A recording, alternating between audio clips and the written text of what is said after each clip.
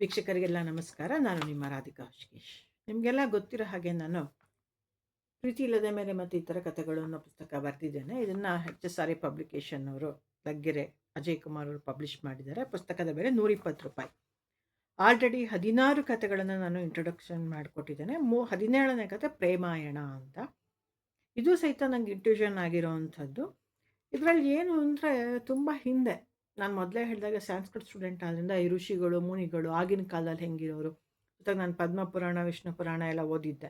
So ಆವಾಗ ಮುನಿಗಳು ಋಷಿಗಳು ಹೆಂಗೆ ಜೀವನ ಸಾಗಿಸ್ತಿದ್ರು ಆ ಥರ ಒಂದು ಐಡಿಯಾ ಮೇಲೆ ಒಂದು ಸ್ಟೋರಿ ಡೆವಲಪ್ ಮಾಡಿದೆ. ಒಂದು ಸ್ಟೋರಿ ಲೈನ್ ತೊಗೊಂಡು ಒಬ್ಬ ಸನ್ಯಾಸಿ ಋಷಿ ಇರ್ತಾರೆ, ಸನ್ಯಾಸಿ ಅಲ್ಲ ಋಷಿ. ಅವನು ಆಲ್ರೆಡಿ ಮದುವೆ ಆಗಿ ಮಕ್ಕಳೆಲ್ಲ ಸೆಟಲ್ ಆಗಿರ್ತಾರೆ. ಅವನಿಗೆ ಕಾರಣಾಂತರಗಳಿಂದ ಒಬ್ಬ ಚಿಕ್ಕ ಹುಡುಗಿಯ ಮೇಲೆ ಪ್ರೇಮ ಆಗುತ್ತೆ, ಮದುವೆನೂ ಆಗ್ತಾರೆ. ಆ ಹುಡುಗಿ ಪ್ರೆಗ್ನೆಂಟ್ ಇದ್ದಾಗ ತುಂಬ ಕಾಟವನ್ನು ರಾಕ್ಷಸಿಯರಿಬ್ಬರು ಕೊಡ್ತಾರೆ.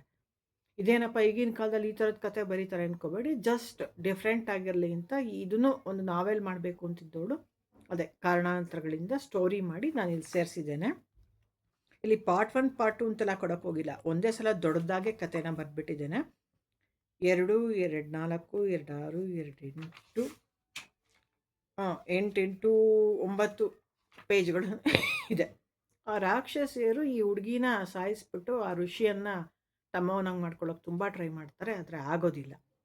ಬನ್ನಿ ಆ ಕತೆ ಏನಾಯಿತು ಮುಂದೆ, ಆ ಪ್ರೆಗ್ನೆಂಟ್ ಹುಡುಗಿ ಡೆಲಿವರಿ ಆಯಿತಾ, ಆ ಮಗು ಏನಾಯಿತು, ಅವರು ಪುನಃ ತನ್ನ ಋಷಿಯನ್ನು ಗಂಡನನ್ನು ಸೇರ್ಕೊಳ್ತಾಳ ಅಂತ ಓದೋರಂತೆ ಕತೆ ಬಗ್ಗೆ ಫೀಡ್ಬ್ಯಾಕ್ ಕೊಡಿ. ಪುಸ್ತಕಕ್ಕಾಗಿ 9900322338ಗೆ ಸಂಪರ್ಕಿಸಿ.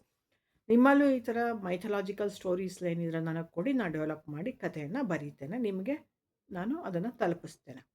ಧನ್ಯವಾದಗಳು.